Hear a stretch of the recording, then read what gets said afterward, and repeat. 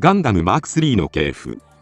MSF007 ガンダムマーク3はアニメ機動戦士ゼータガンダムの派生企画ゼータモビルスーツバリエーションにてガンダムマーク2の発展機として設定された機体です。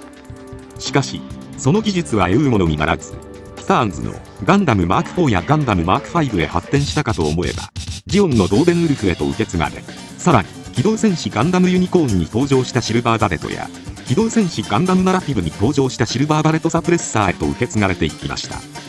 今回はそんな連邦系技術とジオン系技術が合わさった異色の系譜ガンダムマーク3シリーズについて解説させていただきます。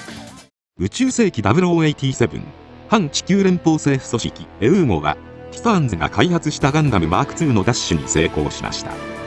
そしてアナハイムエレクトロニクスの藤田博士がガンダムマーク2を研究して開発した機体が MSF007 ガンダムマーク3となります。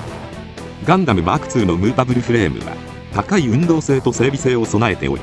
ゼータ計画で開発されていた多くの新型モビルスーツに大きな影響をもたらしましたが、機体強度や構造の複雑さの問題から量産に向かないという欠点を持ち合わせていました。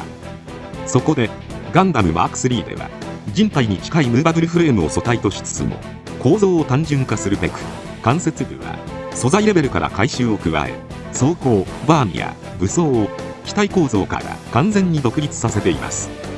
そのため脚部のスラスターやバックパックまでをオプション装備として設計することで、機体強度の限界までスペックが引き上げられており、総合性能の底上げが図られています。武装面では一般的なガンダムシリーズの武装が踏襲されているので、ビームライフルにシールド、そしてシールドに搭載されたビームサーベルを持ちます。なおビームサーベルはシールドに装着したままで使用することも可能です。また両肩部にビームキャノン兼用ビームサーベルを持ちます。このビームキャノンは大容量のエネルギーキャップとアクセラレーターを組み合わせたデバイスがバックパックに内蔵されているので、最大出力で連射しても機体本体がパワーダウンしないように設計されました。またミッシングモビルスーツバリエーションではガンダムマーク3のフルアーマータイプとして火力を向上したフルアーマーガンダムマーク3も存在します。こちらは重装甲になり、脚部ハイパービームキャノンやシールドキャノン、グレネードランチャーを搭載しつつもガンダムマーク3の特性を生かすべく火力だけではなく水力も大幅に向上させた機体となっています。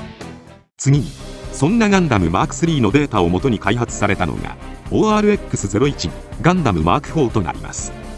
本機はゲーム SD ガンダム G ジェネレーション0のオリジナルモビルスーツとして登場しました。テ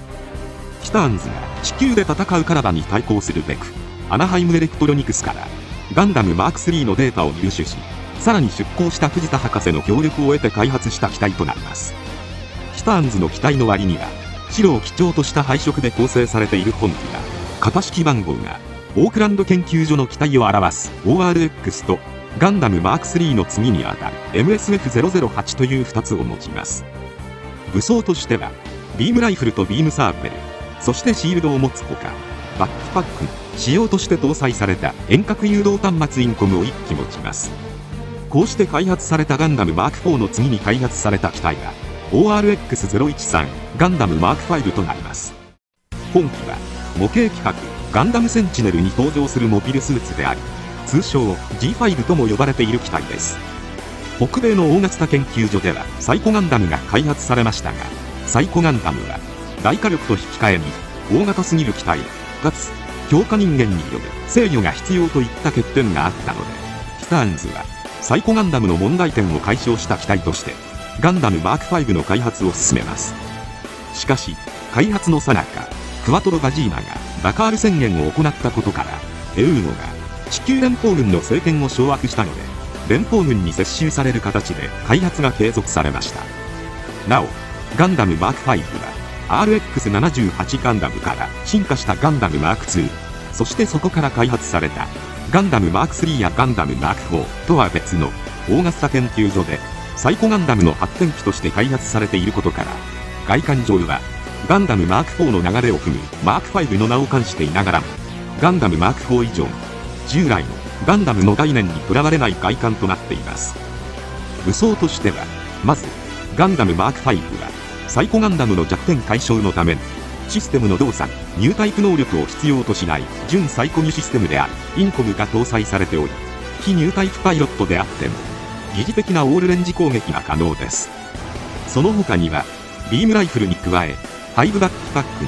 ビームサーペル、兼用ビームカノン、マイクロミサイルランチャーも搭載しています。ガンダムセンチネルの作中では、月面都市エアーズ攻防戦でニューディサイズの主海ブレイブコッドが登場し、両ルーツが狩りイクセスガンダムと激闘を繰り広げましたが、最終的にアリスを発動したイクセスガンダムに撃墜されました。ガンダムマーク5は全3機が試作されましたが、そのうちの1機がローレン中本の手引きによってアクシズに渡ることになります。ローレンはもともとはオーガスタ研究所からスターンズに出向し、ロザミアバダムやゲーツキャパのコントロールを担当していましたが、デコアロンドがドモスミアを攻撃した際に巻き込まれてしまい、その後はムックガンダムウォーズ2ミッションダブルゼータの内容によると、救出されてアクシズに従うようになった人物とされています。こうしてアクシズに渡ったガンダムマーク5のデータから開発されたのが AMX014 ドーベンウルフとなります。本機は機動戦士ガンダムダブルゼータに登場する機体で、ゲーマルクとともに大火力を特徴とする第4世代型モビルスーツを代表する一機です。ドーベンウルフはモビルアーマークラスの大出力ジェネレーターを搭載することで、ダブルゼータガンダムに匹敵する重火力を有するだけではなく、機体全体に17機のサブスラスターを搭載しているので、機動性も非常に高い機体となっています。一般兵向けに純サイコミュシステムを搭載しているので、ファンネルのような複雑な挙動はできないものの、簡素なオールレンジ攻撃を可能とするインコムを使用することができます。また、インコム以外にも、胸部連装メガ粒子砲や、マゼラン級戦艦を一撃で撃沈できるとされるメガランチャーなど、戦略兵器級の武装を備えている上に、ガンダムマーク5の系列機を思わせる剣部ビームキャノンを持ち、さらには、対艦ミサイルや通常のミサイルも搭載しています。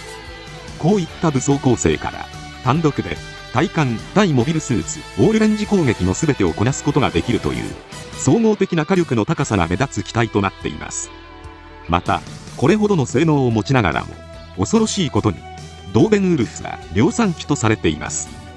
ちなみに、両腰にはビームサーベルを装備しており、後方へのビームガンとしても使用可能なほか、脇下には様々な弾頭を装填可能な隠しランチャーを持ちます。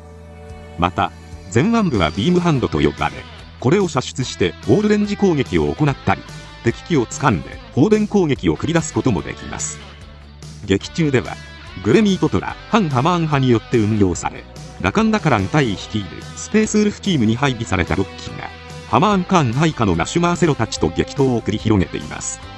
何の光？第一次ネオジオン構想で活躍したドーベンウルフでしたが、ハマーン率いるネオジオンが敗北した後、地球連邦軍はアクシズに予備戦力として温存されていた本機を接収しました。こうしてアナハイムエレクトロニクスのグラナダ工場で回収された機体が ARX014 シルバーバレットとなります。シルバーバレットは漫画機動戦士ガンダムユニコーンバンデシネに初登場し、メカニックデザイン企画 UC モビルスーツバリエーションに分類される機体で、後にパーソナルカスタム機が機動戦士ガンダムユニコーンに登場しました。ドーベンウルフは量産機としては破格の性能ともいえる純サイコミや大型火器を搭載していましたが、操縦性の悪化や機体構造の煩雑化を招いていました。そこで各部装甲材質の変更や軽量化を図り、武装面でも胸部メガ粒子砲をオミットするなど不要な部分を削ぎ落として完成した機体がシルバーバレットとなります。あくまでもテスト機なので、当機は純サイコミュ兵装テスト用のガンダムヘッドと強化型の測定センサーを搭載したシステム解析用のジムヘッドの2種類が用意されています。武装はドーベンウルフのように剣部ビームキャノンに各種ミサイル、脇下のグレネードランチャーやビームハンド、インコムを持ちます。ゲーム機動戦士ガンダムユニコーンでは優先式大型ファンネルを装備した試験機シルバーバレットファンネル試験型も登場しています。機動戦士ガンダムユニコーンの劇中ではガエルちゃんがパイロットを務め、バナージを守るためメガラニカに侵入してきたネオジオングと対峙します。全身の武装をフルに使って奮戦しましたが、フロンタルのネオジオングには歯が立たず敗北しました。また機動戦士ガンダムナラティブではシルバーバレットを回収した機体 ARX014S シルバーバレットサプレッサーが登場しました。これは巨大甲虫船メガラニカに残っていたシルバーバレットをカスタマイズした機体で、ユニコーンガンダム用の兵装ビームマグナムを運用するべく改修されています。ビームマグナムの使用は腕部の負荷が高いため、1射ごとに腕部を丸ごと交換するという構造になっており、シルバーバレットのバックパックのインコムとミサイルの代わりに予備の腕部4本を収納し、腰部背面のクレーンで1射ごとに腕部を交換します。このような強引な改修によってマグナム弾5発を撃てるように仕上げられました。こういった極端なカスタマイズになっているのは、ネオジオングを相手にした際にビームマグナムのような超強力な武装を無理してでも採用する必要があったという部分があります。劇中ではミネバラ・オザビの密命を受けたガランシェール・ジュニアと共にサイド6のヘリウム3備蓄基地での戦闘に介入し、フェネックスの元に向かうナラティブガンダムをビームマグナムで援護しています。このようにドーベンウルフは連邦系のシルバーバレットへと受け継がれていきましたが、他にジオン系の機体リーベンボルフも存在します。こちらは漫画アドバンス・オブ・ゼータリブートガンダムインでクロウサギの見た夢に登場する機体で、アクシズと協力関係にある火星のジオン残党軍ジオンマーズによってドーベンウルフに独自の改良が施されています。リーベンボルフはドーベンウルフが持つ多数の火器や準サイコミュ兵装を一般兵が使いこなすのは難しいという判断から、一部の武装や推進系はオプション化されています。劇中ではネオジオン支援のために開発されたものの、地球圏到着時にネオジオンの内紛が起きていたことから、火星へ帰還しフォボス宇宙港攻略戦の主力として使用されています。余談ですが、元祖 SD 作品の一つとして有名なナイトガンダムは武者ガンダムマーク3が異世界転生した姿であり、ガンダムマーク3がモチーフとされています。2023年に放映予定の SD ガンダムワールドヒーローズザ・レジェンド・オブ・ドラゴンナイトでは、ストライクガンダムをモチーフとしたナイトストライクを主役とする新たなナイトガンダム物語が繰り広げられるので、ナイトガンダムに興味がある方はぜひご覧になられてはいかがでしょうか。今回はこれで以上となります。チャンネル登録されるかはお任せいたしますので、もしよければもう一本動画を見ていただければとても嬉しいです。最後までご視聴いただきありがとうございました。